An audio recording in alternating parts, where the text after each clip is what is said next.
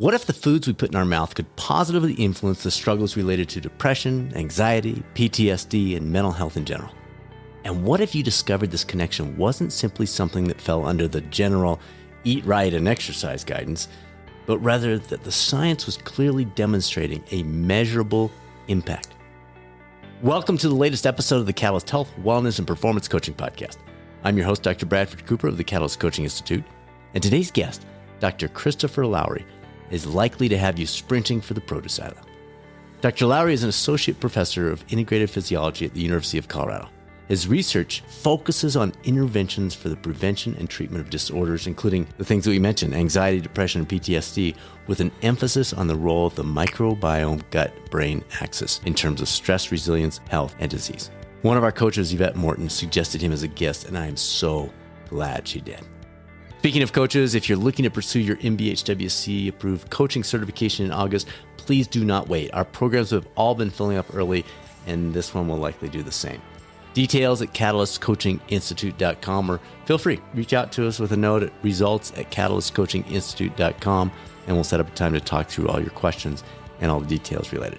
And if you're a coach, you do not want to miss the Rocky Mountain Coaching Retreat and Symposium in Estes Park, Colorado, September 17th through the 19th. We're already at record registration levels, so keep that in mind if you've been thinking about it. Now it's time to talk health, microbiomes, and more with Dr. Christopher Lowry on the latest episode of the Catalyst Health, Wellness, and Performance Coaching Podcast. Professor Lowry, big time privilege to have you on the show today. Thanks for joining us. Really happy to be here. Thanks. So before we get into the connection with mental health, let's just talk the gut biome, microbiome right now. What are we learning? What exactly is that in a basic sense for our listeners? And then we'll build off of that and how it influences other things in our lives. Yeah, so the gut microbiome is essentially the genetic component of the gut microbiota. And the gut microbiota is all of the microorganisms that live inside our gastrointestinal tract. And that's a good thing. And this includes, that's a good thing. And there are, of course, bacteria, which is what we think of when we think of the gut microbiome. But we also have viruses, archaea, and even, small microorganisms, one-celled microorganisms that are a little bit more advanced than bacteria, for example. So it's a complex community. It's its own ecosystem. And as humans, we essentially are striving to generate or develop a really complex, dynamic, healthy ecosystem, because a healthy gut microbiome means a healthy person. That's really the goal.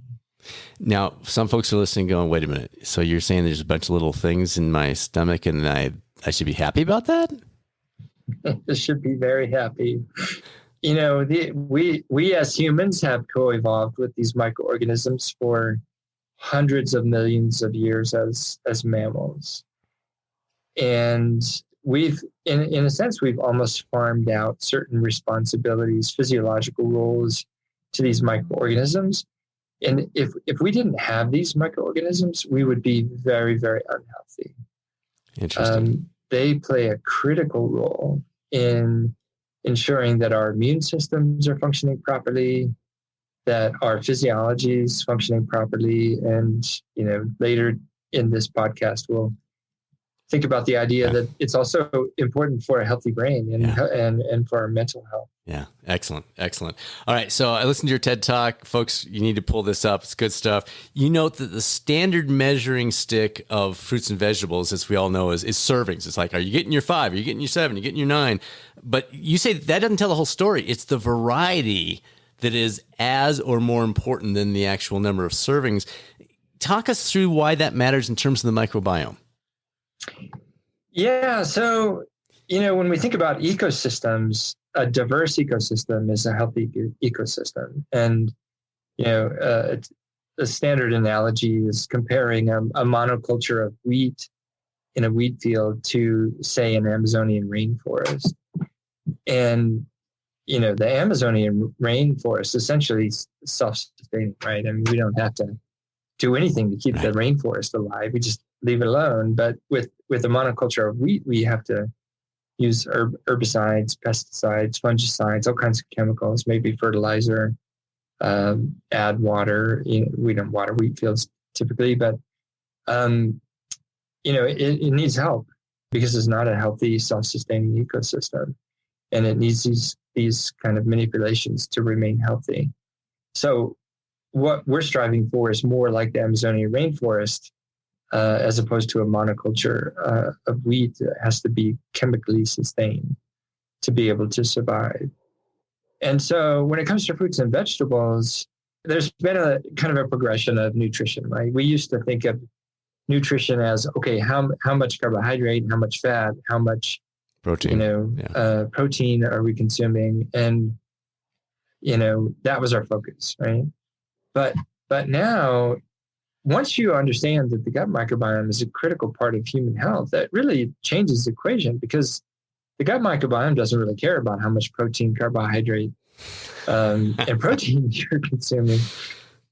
It cares about other things. And those other things, are not even like, standard vitamins and minerals that we think about that we get from plants, right, in our diet. What the gut microbiome cares about is, how many different types of microbes are we consuming? And therefore, we're learning that impacts the diversity of the gut microbiome, right? So this is somewhat unanticipated. I don't think this was expected. The American Gut Project, which was led by Rob Knight and his team, was a citizen science funded project, and essentially over 10,000 people across the United States submitted their gut microbiome samples for sequencing. And when you submit your sample, you fill out this very lengthy survey. But there's one particular question on the survey that turned out to be really informative in terms of predicting the diversity of the gut microbiome. And by this, in its simplest form, I mean, how many different types of microorganisms do you have? How many different types of bacteria do you have in your own microbiome? And the question was along the lines of, in an average week, how many different plant species do you eat? And, the options are less than 5, 6 to 11, or 6 to 10, 11 to 20, and 21 to 30, or over 30. And it turns out the more different types or species of plant that individuals reported consuming in an average week, the higher the diversity of their gut microbiome.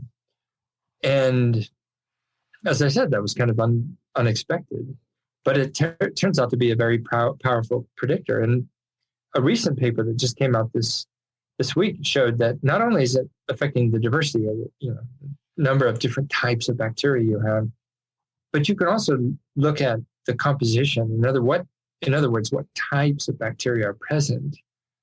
And if you use the 0 to 5 group as your comparison, you can tell someone who reports eating up to 11 plants, you can tell them from someone who eats less than 5. Is that right? And then there's a gradation where the more plants the people are eating, the more different it is from the people that are eating 0 to 5. And that doesn't tell us whether it's healthy or not healthy. The diversity metric is, I would say, by consensus, a measure of health. The more diversity you have, the more health in general. In general, you are. It's the Amazonian rainforest analogy. And we know that hunter-gatherer populations like the Yanomami Amerindians in the upper Amazon basin in South America, they have the highest alpha diversity of any human population that's been studied. If you look at the data, then people from Omaha, Nebraska, I have a few friends out there, have the lowest in the comparison groups that were being compared. And you may ask, well, why is the diversity so important? And I'll give a couple examples, in terms of practicalities, why this might be important. And we know, for example, that about 80% of the clinically used antibiotics that we use in medicine today come from soil bacteria. So these are drugs that were basically invented by bacteria to kill other bacteria. In a sense, bacteria have been in an arms race for much longer than humans have been Yeah. around, and certainly much longer than mammals have been around. And they've developed ways of defending themselves from other bacteria.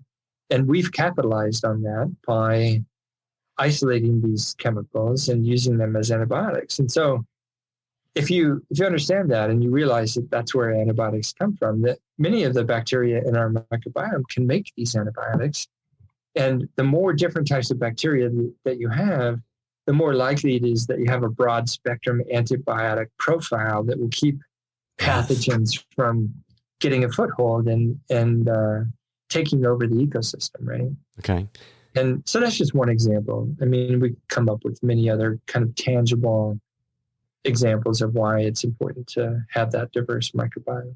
So the 30 number jumped out to me when you mentioned that in your talk and some of the things you've written. I was kind of going through, and I literally went to our refrigerator and started thinking, okay, 1, 2, 3, 4. And I think I eat pretty healthy. It's tough. I was thinking I'm probably 20 to 25 on a good week.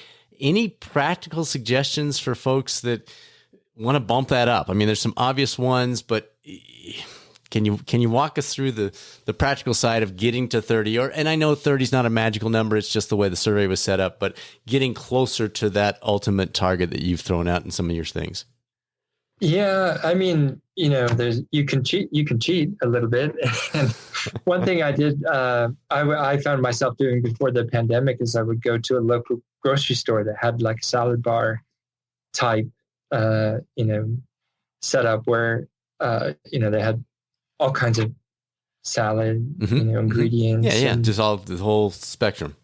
Yeah. And for breakfast, I'd grab a few blueberries, a few blackberries, a few raspberries, some sunflower seeds and other nuts and seeds and chia seeds and, all the salad ingredients. But the key is, you only need like a couple of blueberries, right?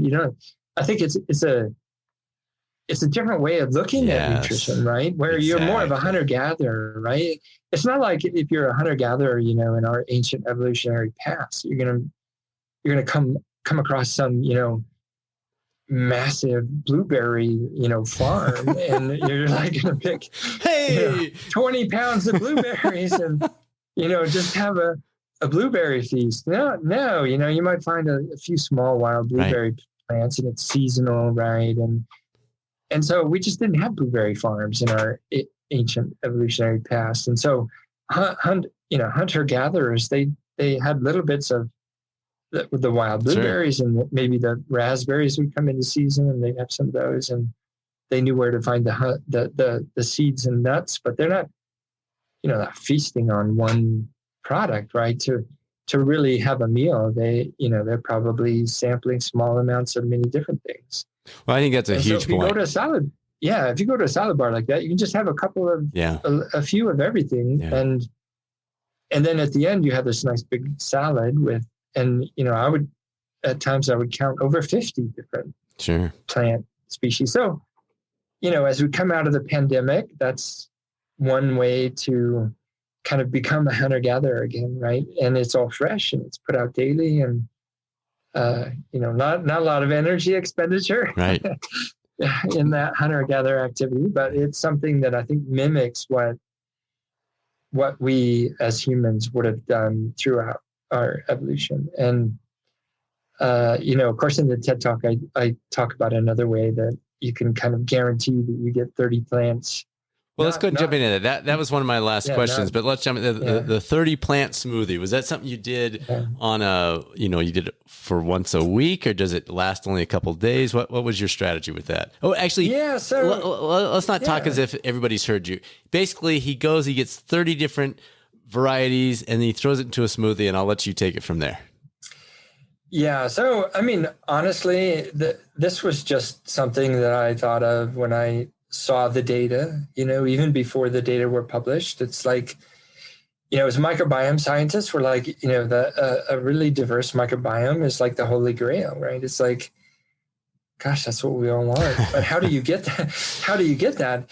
And then, if the number of different plants you eat is linearly, almost linearly related to how many different plant species you eat, why not go out and eat a lot of different plants, like over 30 every day. And I mean, I was kind of going overboard. It's like, 30 a week is great, but what if I had 30 a day? That sounds even better. And I do want to take one tiny step backward, because it's really important to understand the biology between why eating different plant species impacts the diversity of the gut microbiome. Okay. And it comes down to this fact that plants are living organisms.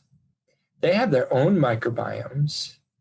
And so just like us, if they didn't have a microbiome and a diverse microbiome, they also couldn't survive. And so inside the plant, what plants have these channels that go through the stems and the leaves. Inside the plant are what are called endophytes. And you can look this up. It's an area of research in plant biology. And these are the bacteria that live inside the plant. And the example I like to use is a 3 to 4 leaf spinach plant has over 800 different types of bacteria inside the plant that you can't wash off, that when you eat the plant, you eat 800 different types of bacteria. So undoubtedly, let's say you're eating 1,000 just for simplicity's sake with each plant, and you have 30, you're eating 30,000 different strains of bacteria. And that's a lot of diversity. And some of those may be able to colonize your gut and stick around, and some maybe just pass through. But we're also learning it doesn't really, it's not essential that the bacteria stick around. They don't have to colonize the gut to affect our physiology. And we could go into why that's true, but they can impact our physiology just by passing through.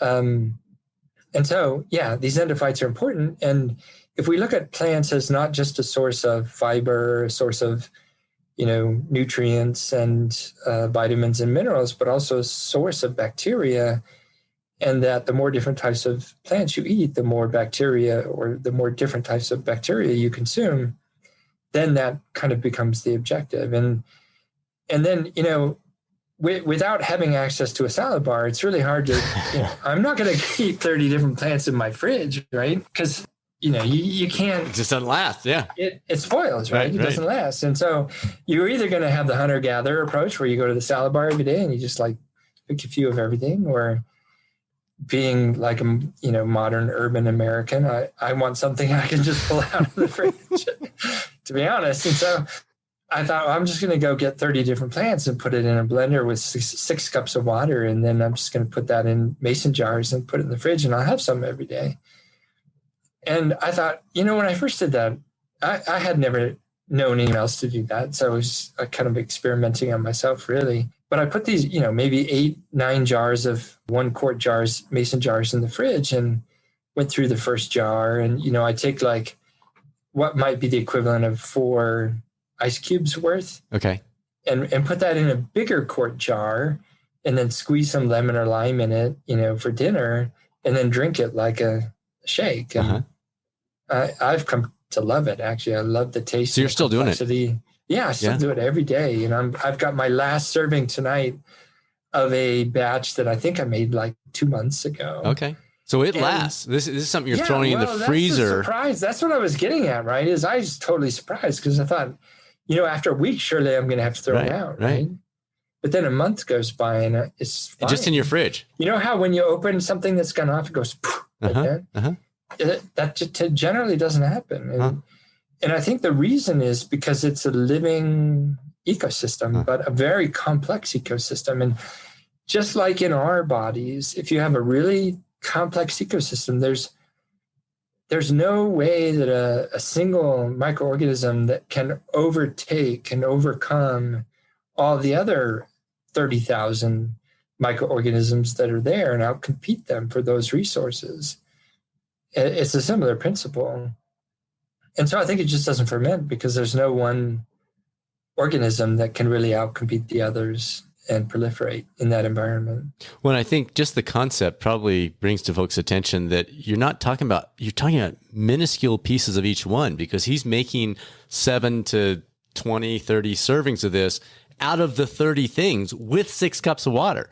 So it's just a tiny bit of each of these 30. Yeah, it's probably 10 servings per quart jar times 9. So it's almost 100 servings.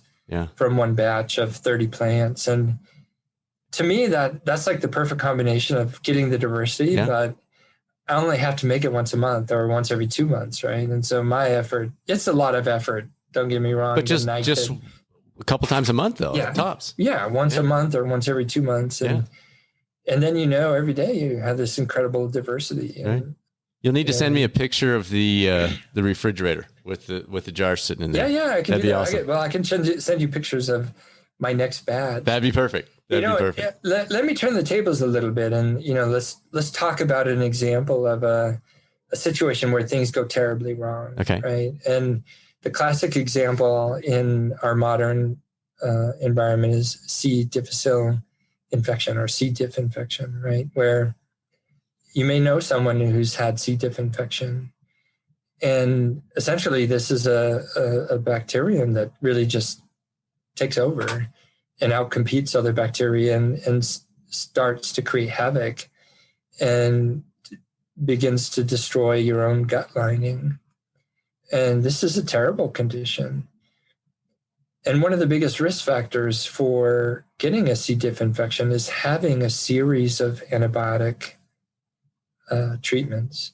And so, you may have antibiotic for a particular infection and it doesn't resolve.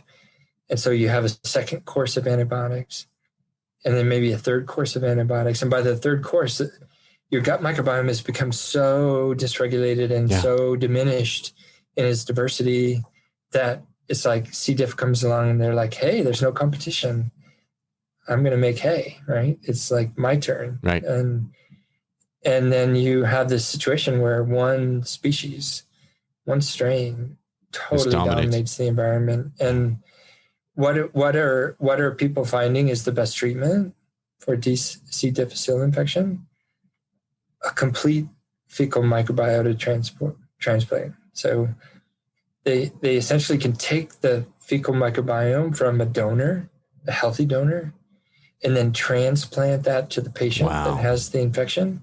And it resolves the infection around 90% of the time. Wow. And so here's this whole sequence, right, where you diminish the diversity with a series of different antibiotics over time. C. diff, which is often present but can't compete, can now compete and proliferate. You get the infection, affects your whole body, your cognitive function, your mood, your health. And then the best treatment that's available is to take a really complex ecosystem from someone else that's healthy and transplant it into the patient where their microbiome is compromised. This wouldn't really be related, but it's a good spin-off of what you're talking about here. How about something like celiac, where your absorption is much less effective than it might otherwise be? Is that a factor in this, or is that completely a different conversation? Does it affect the microbiome? Does somebody with celiac, I'm asking this selfishly, all three of our kids have celiac. So is that something that person needs to be more aware of, or this is a completely different conversation? Yeah, I think that's a question that just needs to be studied empirically. It's quite possible that this approach would be effective. But I think many people with these gut conditions have diet sensitivities, and I think it just hasn't been studied adequately. I think the prediction is that this kind of diversity approach to the diet could be really it has the potential to be really beneficial. And after I gave the TED Talk, my coach, who was coaching the TEDx Mile High program, she produced a series of TikTok videos, and I've seen some of the comments of people that saw it and tried it themselves, and there were individuals who had self-reported difficulties consuming vegetables and fibrous foods, and they said that these are case studies, so we need clinical trials, but they said they were able to tolerate this and that they felt better within days, within a matter of 3 or 4 days. And so I think it's an empirical question. I mean, the theory behind it is really strong. if you think about the plants, all the plants that we get at the grocery store, as far as we know, these are healthy plants, right? So each and every one of those plants has a healthy microbiome. So we're relying on their health to transfer to our health. Do we know all the mechanisms? Absolutely not. Are the mechanisms complex? Definitely. But the theory behind diversity and health is really strong. So let's transition, because a lot of folks are like, oh my gosh, I want to hear about this mental health stuff. Bring us to that. Explain this connection between the microbiome and mental health. And if we want to dip our toe into anxiety and depression and some of those things too, just run with that. Let's see where it goes, because I think folks are fascinated by these possibilities. Yeah, I think there's several levels to this question. One is more about the diet, and I'll start there, but then also talk about some of our research where we can take a single strain of bacterium and improve mental health outcomes, which shows the power of these bacteria. So the first thing to say about the microbiome diet and the microbiome and mental health is there's a really exciting new area of psychiatry, which is called nutritional psychiatry. And it's exciting because it's really effective. And there was a meta-analysis, and a meta-analysis is essentially a study where they look at lots of different published studies and consider them all together and do statistical analysis to see if there's any clear overriding statistical effect based on all of the published studies. And they did a meta-analysis with what they called whole dietary changes or whole dietary interventions. And essentially what they were doing is they were, in some cases, looking at people that were just from, the population, the community, who didn't technically have a clinical diagnosis of depression. But there were also studies where people did have a clinical diagnosis of depression. And they also looked at anxiety, which is important as well. And the interventions are whole dietary interventions. And of course, because there's 19 different studies, they don't all have the same dietary intervention. But when they talk about the common themes of these dietary interventions that were used, well, first of all, what did they find? They find that these whole dietary interventions decrease depressive symptoms in people that were not clinically diagnosed with depression, but may have had some depression symptoms. And also had antidepressant effects in people with a clinical diagnosis of depression. And furthermore, there was evidence for reduced symptoms of anxiety. And so then the question is, what was the dietary intervention? And if you look at all of them together, essentially you can encapsulate it by saying a Mediterranean style diet. Sure. Yeah. And so, in other words, reducing the intake of high-fat foods, especially trans fats, high-sugar foods, convenience foods, takeout foods, ultra-processed foods, and replacing those with fresh fruits and vegetables, nuts, seeds, olive oil, and occasionally fish, which is essentially a Mediterranean-style diet, right? And is high in diversity. If you think about the fruits, the vegetables, the nuts, the seeds, they all have their own microbiomes. Olive oil has its own microbiome. You may not have thought of that, but olive oil comes from olives, which is a plant. It's plant-based food. And if it's not highly processed, it still has these bacteria in the olive oil. I did not count that one.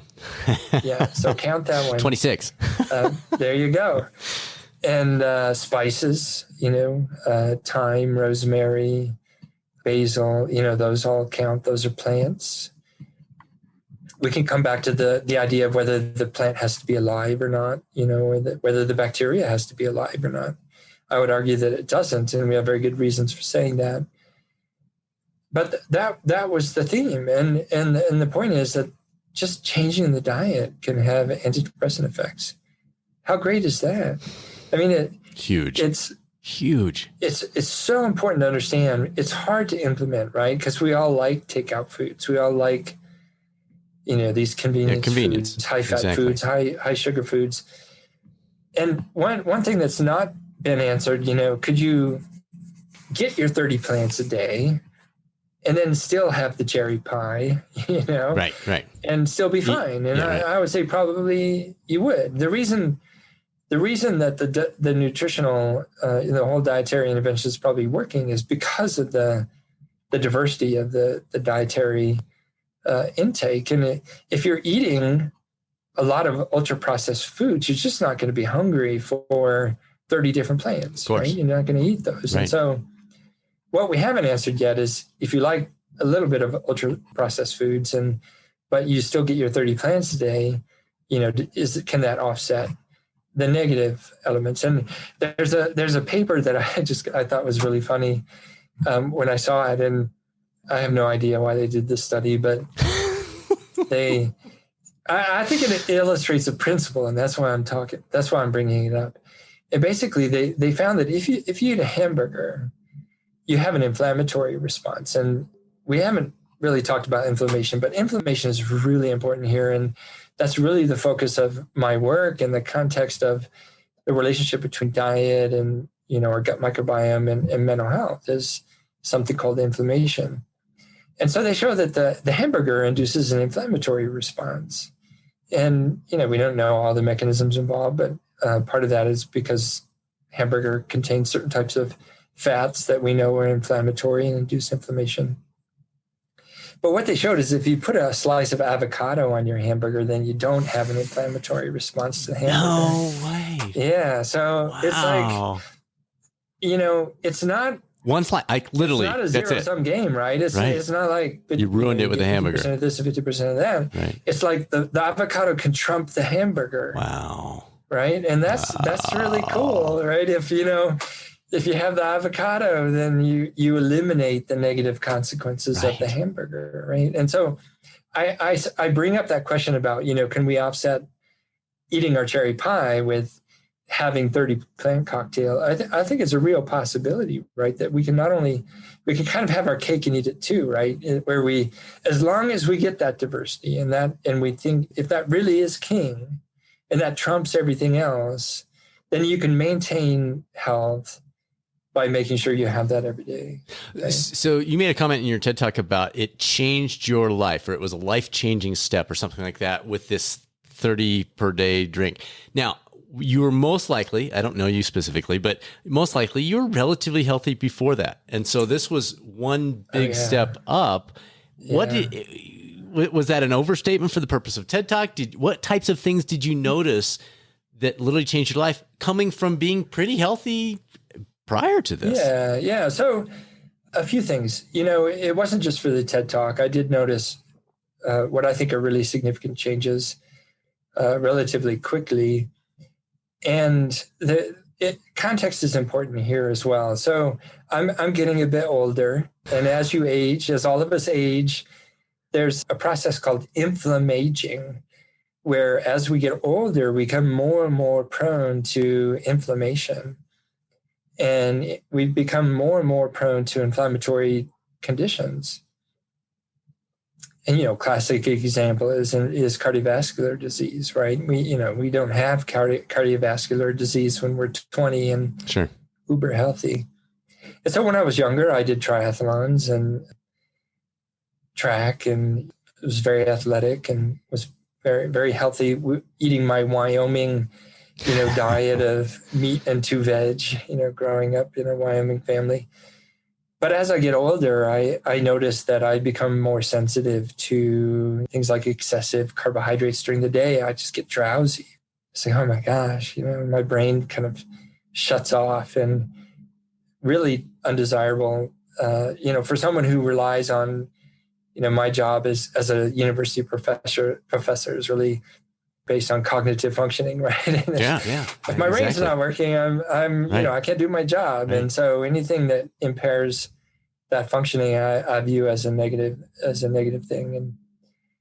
And so one thing I really noticed, 2 things really. One is, and I still believe this to be the case, is that I need less sleep. And you just sold me. You've sold me. To function. That's awesome. That's huge. Right? In fact, I don't set my alarm anymore. It's very predictable. I will wake up 6 hours after going to sleep. Wow. at night. So and you feel fine. You're not feeling depleted. If I'm asleep at 10, then I will wake up at 4 and I'll be like, all right, time to go. And jump out of bed and feel great all day and not get tired all day. And honestly, I couldn't do that before. Interesting. That's a big one. My kids joke about it. They're like, get up at 4:30 and, stay up till 10:30. It's like, you're nuts. And you're going crazy, Dad. Yeah. There was a Calvin and Hobbes comic that my son showed me last night, and it's Calvin saying parents are like not really normal, getting up at 6 and going for a run in the sleet, and maybe you've read that one, but he thought that was very funny because that's essentially me. I get up in the morning and run if that's what I'm into, during the winter typically, and that's all I could do during the pandemic really is run. So I was running every morning, and now I've switched to swimming, and I do it in the afternoon because I just like being outdoors. Sure. In the sun as well. So yeah, less sleep, and also less, at least in my self-report, better cognitive functioning during the day and sustained cognitive functioning. And I try to avoid caffeine because I don't need caffeine when I wake up. I feel great. It's like the best time of the day. And then that's sustained all day long. And I honestly don't think I ever experienced that, even when I was younger. And to be in that situation now when I'm older, it's like, oh, wow, that's awesome. That's huge. I think you've gotten people's attention just with that statement alone. They're like, wait, I need to rewind this and hear this part again. What? This is significant. Now, one of the other things you mentioned that all the pet lovers listening are going to love is having dogs, cats in your homes. That brings healthy bacteria in as well. Can you talk us through, because most people are like, oh man, that makes the house dirty or that, whatever. And you're saying, no, that's the good kind. Yeah. So this is a whole different area that's also very important. And when we think about diversity of microbial exposure, right? What we eat is one element of that. But what we often forget, and it's vastly understudied, and so we can't really be definitive about it, is what we breathe. We breathe in over 1 billion bacteria every day. And then the question is, where are those bacteria coming from? If you're in a really sterile setting and, the only contribution to the bacteria are other human beings, maybe that's not the best and most diverse microbial environment to be breathing in. And so how do you diversify what you breathe in? Clearly having pets matters. And a clear example of the benefit of pets is that children that grow up in a home with dogs the first 2 years of life have a lower risk of allergic asthma later on in life. So having a pet protects you against allergic asthma. And, those kinds of observations. And so also being exposed to nature can expose you to a more diverse microbial environment. And here we're talking about healthy ecosystems like a park or a forest, a nearby forest, or a grassland that's maybe near your house, that's away from the asphalt and the urban environment, where you can find a diverse ecosystem again. Think back to the ecosystem analogy. And so when you're thinking about being exposed to a diverse microbial environment that you can breathe in, you can enhance the diversity of your own home by having a pet. Right? Because the pet has its own microbiome. It's very different from ours. They tend to go outside. They bring dirt back in. Dirt's great. We love dirt. Soil's great. All those footprints you see, after rain and yes, they're all over our house. You're like, damn cat, damn dog. It's like, not again. But all that kind of dirt, that's great for us. That's more diversity. This is all tied in with something called the hygiene hypothesis, which my esteemed colleague from University College London, Graham Rook, kind of rebranded as the old friends hypothesis. It's also been referred to as the biodiversity hypothesis by researchers in Finland. And it all comes down to this idea that as humans have moved into urban environments, we've lost contact with the diverse microbial environments that we encountered in our evolutionary past. And we can restore that to some extent by re-engaging with nature.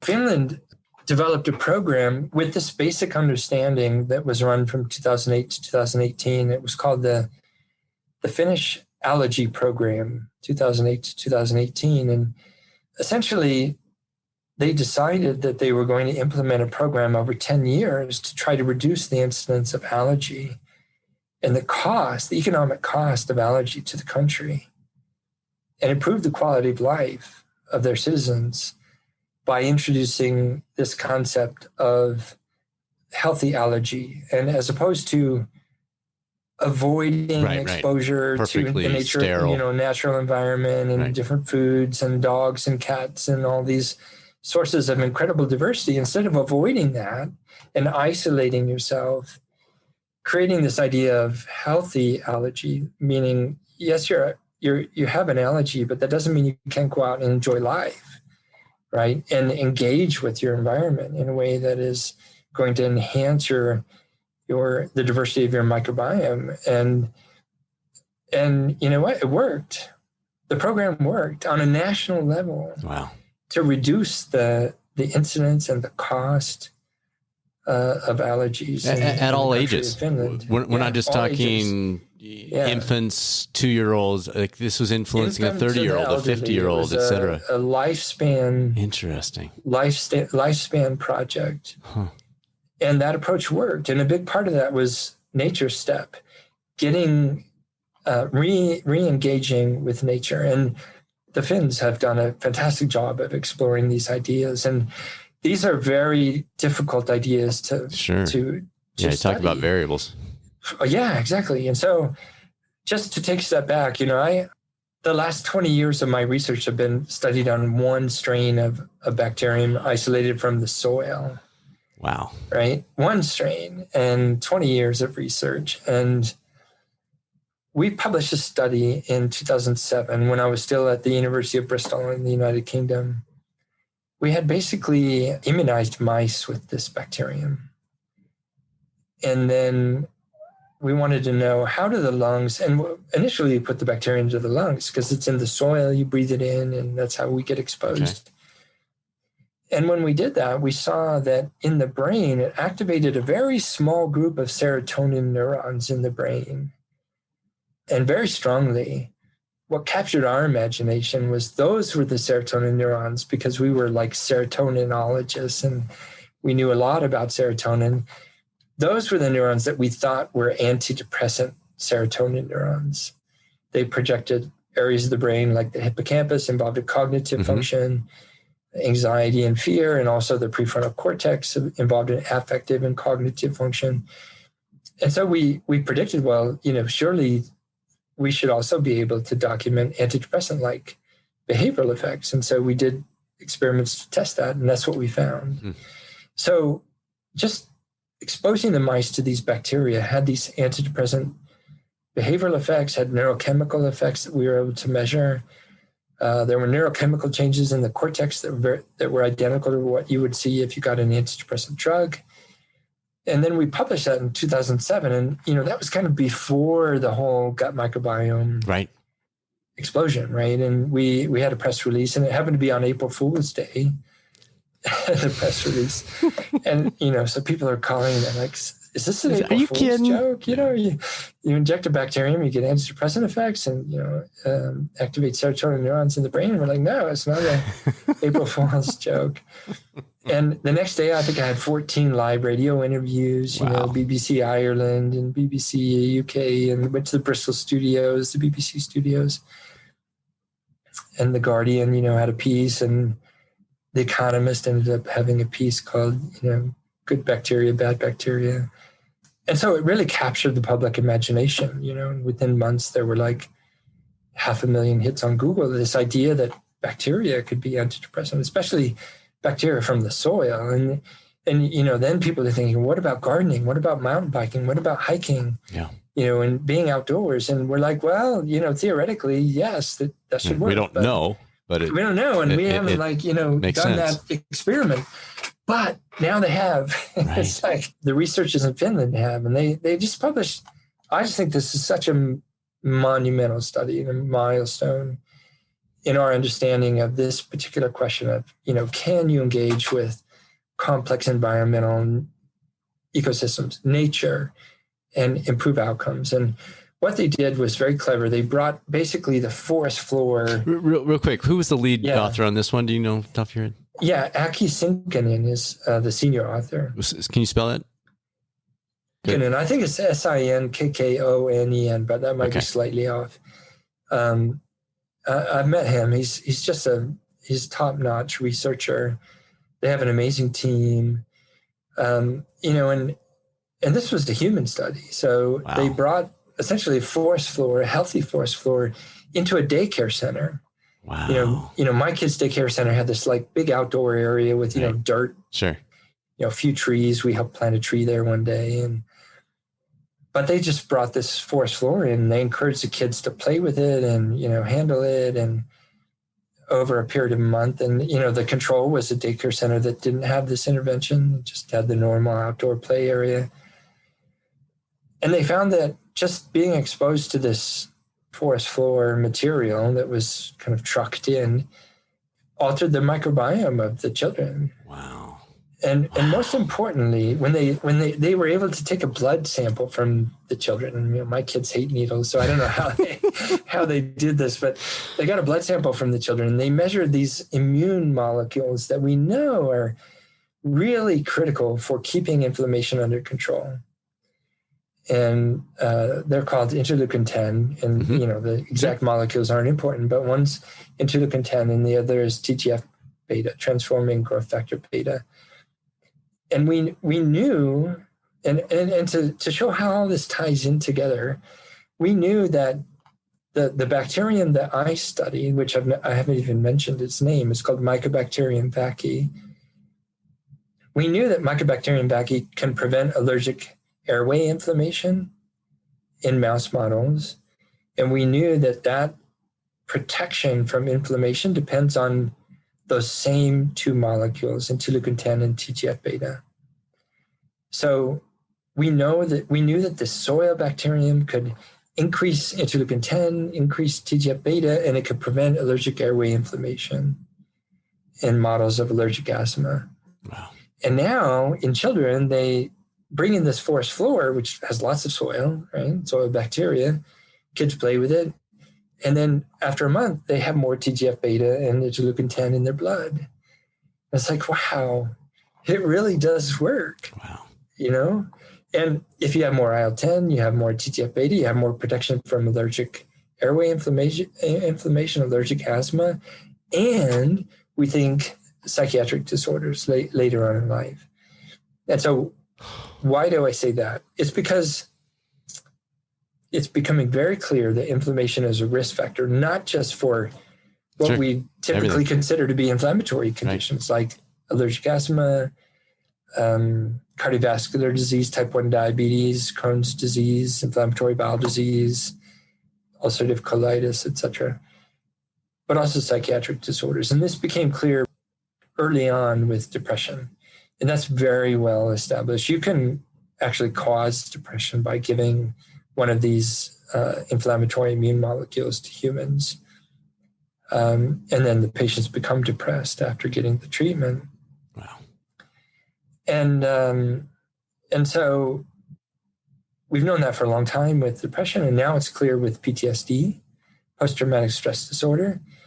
And an early indication of that, and I think this is really important to kind of understand, and why it's so clear now that it's a risk factor.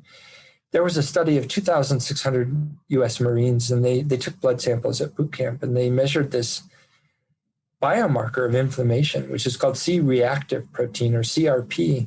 And you can actually have CRP measured at your family doctor's office. I sometimes request a CRP assessment in my annual health assessment. And the American Heart Association has developed these thresholds for CRP concentration. So if you have below 1.0 milligram per liter, then you have no risk of cardiovascular disease. If you have between 1 and 3, you have moderate risk for cardiovascular disease. And if you have above 3, you have high risk of cardiovascular disease. So here's a clinical cutoff for risk of developing inflammatory disease. And what they found in these US Marines is individuals who had higher CRP when they were at boot camp were at much higher risk of developing PTSD symptoms after deployment overseas. Wow. 3 to 6 months after being deployed. So if individuals came into boot camp and they just had high elevation, higher inflammatory markers, those were the individuals that went on to develop PTSD later on. Wow. Another more recent study, it was just published this year actually, they looked at the 101st Airborne Rangers in Kentucky. Very elite force, and they did the same thing, but they measured lots of other blood biomarkers. They did lots of surveys, asked about sleep quality and anxiety symptoms and other clinical symptoms, etc. And then they were deployed to Afghanistan specifically. And then again, 3 to 6 months after deployment, they brought them back and they assessed for PTSD symptoms. And then they can use this new technique called machine learning to take all those hundreds and hundreds of features that they measured at boot camp and say, which of those features predicts PTSD symptoms and PTSD severity after deployment. And among the highest ranking features were multiple, not just one, but multiple biomarkers of inflammation. And that included C-reactive protein, which had been shown before, but also the absolute number of monocytes. So monocytes are a type of immune cell that's released from the bone marrow, circulates through the blood. And importantly, we think this is important, those monocytes traffic to the brain. And if they have an inflammatory phenotype, they can induce inflammation in the brain. And we think the downstream consequences of PTSD and depression and other psychiatric disorders.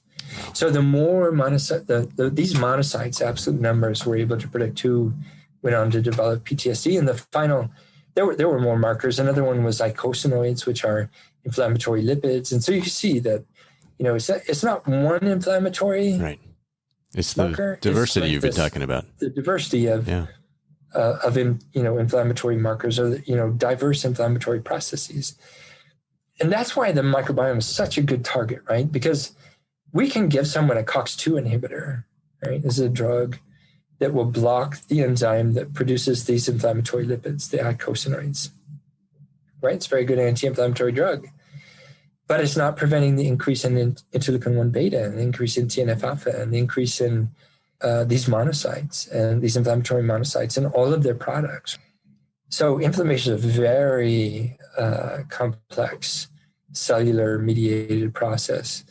And when you use a drug like a COX-2 inhibitor, it's inhibiting one enzyme that may produce one class of inflammatory agents, and it's not doing anything to the other agents. And so, but the gut microbiome seems to be able to influence inflammation across the board. It's multi-targeted, in other words, and that's what's so exciting about it. And I'm watching the time, and you've been so generous. I've got one more question folks are, I'm sure, begging me to ask, and it's not, I'm not intending this as a fix-all, but is there any indication that the probiotics and prebiotics that are so popular now have any influence? A lot, obviously, the best option are the things you've been talking us through, but is there anything out there recently showing us that, yeah, it's not the thing, you've got a lot better options, but it could be helpful, or do we just not know with either the pre or the pro? Two things. Prebiotics, probably a great idea, because prebiotics are essentially food for the gut microbiome. Prebiotics are complex fibers that are found in plants that human cells cannot metabolize, but bacteria can. And it turns out that it's the good bacteria that can metabolize these prebiotics. And so when you eat fiber, and this could be fiber in plant, fruits and vegetables as part of your normal diet, again, the 30 plants thing, or you can take a fiber supplement like psyllium flakes or other types of fiber, right?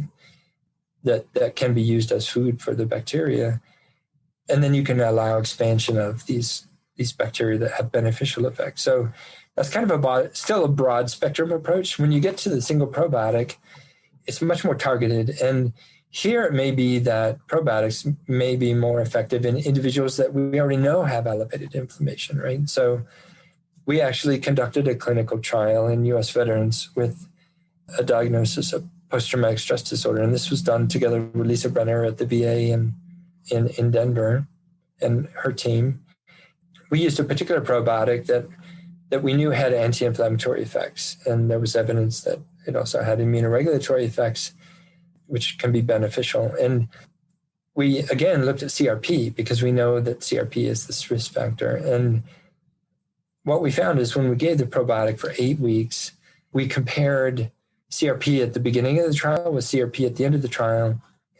We saw reductions in individuals that got the probiotic, but with a p-value of 0.056, which is not technically significant, but it's a bit of splitting hairs, at that point. Right. And we're doing a new trial, and we've optimized the trial by only allowing participants that have CRP above a certain threshold. Because the problem with the first trial is we had some people who didn't have any CRP, and if you don't have any, then you can't go down. Can't change it. That's why we didn't see a stronger effect. We were quite sure about that. And so in that, that's evidence that a probiotic strategy can work to reduce what are known risk factors, in other words. And the other thing that we saw was we exposed participants to the most stressful thing that we can do to human beings in a clinical setting that's ethical. I remember you talking about this. Yeah. Have them get up and give a speech in front of a camera. What we found is people that had the probiotic had an attenuated heart tachycardia, or increase in heart rate in response to the stressor. And we're starting to think that this is... with the probiotic? It was elevated? When they had the probiotic, it reduced their stress-induced heart rate. So it reduced their reactivity to the stressor. And we think that this is important because, particularly in PTSD, increased arousal, which includes activation of the sympathetic nervous system, is part of the PTSD condition. It's part of the diagnostic criteria, right? And you just can't shut off that hypervigilance and arousal.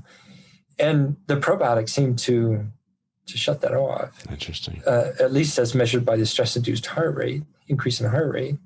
So we're very intrigued by that. We have some preclinical studies that support that we haven't published yet, that we are really pointing us in the direction that somehow these probiotics seem to be altering the autonomic nervous system. We don't completely understand how they do that. But the thing I want, this is very important. The thing I want to caution people about is that these probiotic effects they're very strain specific. So, for example, you can't just, if someone tells you, your cousin or, friend or family says, oh, take Lactobacillus reuteri, as a probiotic. There are dozens of strains of Lactobacillus reuteri that are available commercially and are on the market. And what we know about probiotics, particularly some people have suggested the term psychobiotic, where a probiotic has mental health benefits, particularly in the case of these psychobiotics, they're very strain specific. And so you can have two bacteria that are of the same species, but different strains, and one is effective and one is not. And so it's not enough to know the species name, the genus and species, Lactobacillus reuteri. You also have to know the strain designation, which is a series of letters and numbers after the species name. And so there's a tremendous need for education of the consumer. What are active strains and what are not active strains? And there is one organization that I can point people toward that is working very hard to kind of bridge that gap.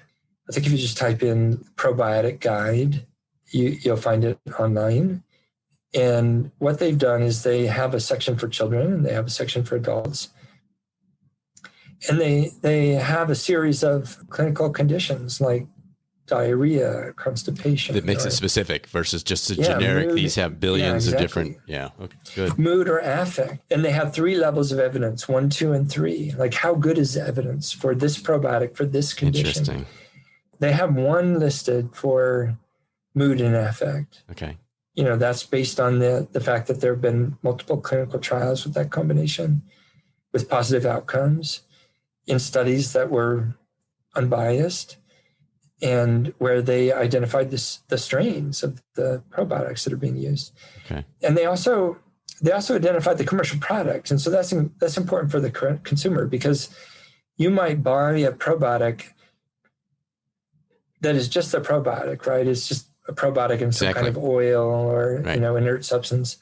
Or it could be a probiotic that's packaged together with a prebiotic, right? And that combination may matter, or maybe there's 2 strains in one package, right? And that matters.